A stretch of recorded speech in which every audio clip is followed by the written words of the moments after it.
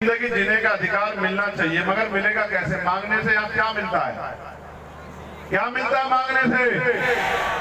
मांगने से मिलती है भीख, और भीख मांगने वाले क्या कहते हैं?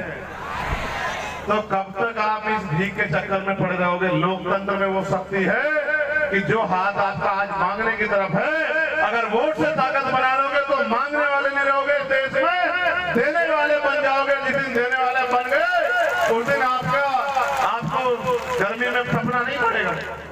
बताओ, नौकरी देने की शक्ति किसके पास है? मेरे पास है या सरकार के पास है? बताओ बताओ, रोजगार देने की शक्ति किसके पास है? मेरे पास है, सरकार के पास है? बताओ अच्छे हॉस्पिटल बनाने की शक्ति किसके पास है? मेरे पास है, सरकार के पास है?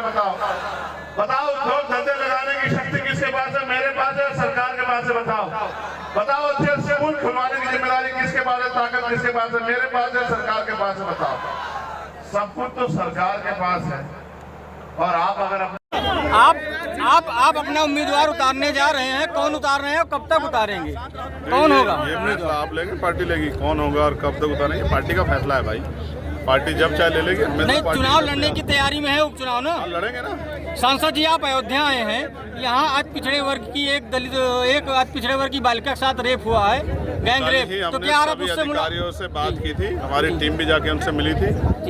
कार्रवाई हो रही है और मैं चाहता हूँ कि कठोर कार्रवाई हो, कोई निर्दोष उस पे उसका उत्पीड़न न किया, कोई दोषी बचे ना।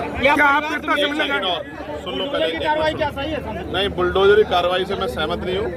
बुलडोजरी कार्रवाई इसलिए सहमत नहीं हूँ, अपराध एक करे, आदमी करे और उसके पूरे परिवार को सजा मिले, ये नहीं होना चाहिए। और फिर मैं कह रहा हूँ, न्यायपालिका पे हमें भरोसा रखना चाहिए।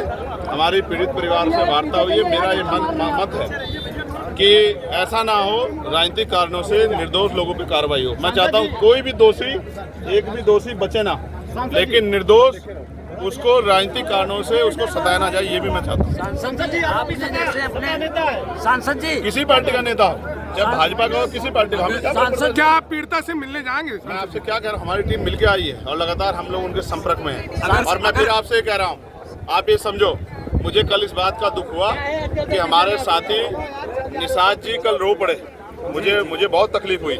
मगर मैं समझता हूं कि अगर कैबिनेट मिनिस्टर बन के भी आपको रोना पड़ रहा है और न्याय में देरी हो रही है, तो फिर ये आप काहे के कैबिनेट मिनिस्टर हैं? तो मैं आपको स्पष्ट रूप से कहा, मैं उनकी जगह होता तो ऐसे आरोप ऐसा अपराध करने वालों की जो है ऐसे सख्त सजा मिलती, और जो पुलिस के लोग, जिन लोगों ने लापरवाही की, उन पर भी कार्रवाई होती। तो ये सब क्या होता है, तो समझना पड़ेगा।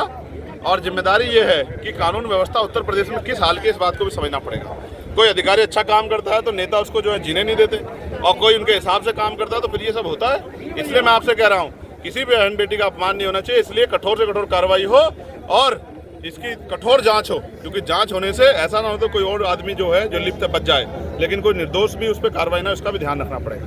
सांसद जी, आप अपने नाम के सामने चंद्रशेखर रावण लिखते थे, आज हमने बोर्ड पे आपने देखा कि चंद्रशेखर आजाद लिखा।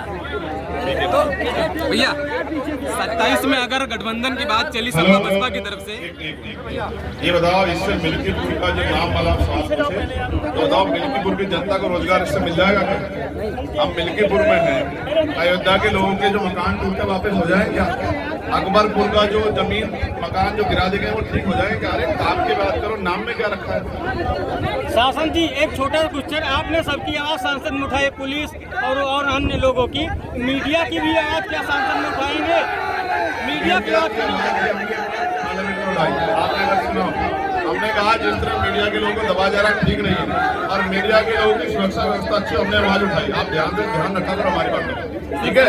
आखिरी बात सुनो, मिल्कीपुर हम लोग लड़ेंगे और मेरा भरोसा है मिल्कीपुर हम लोग जीतेंगे। धन्यवाद।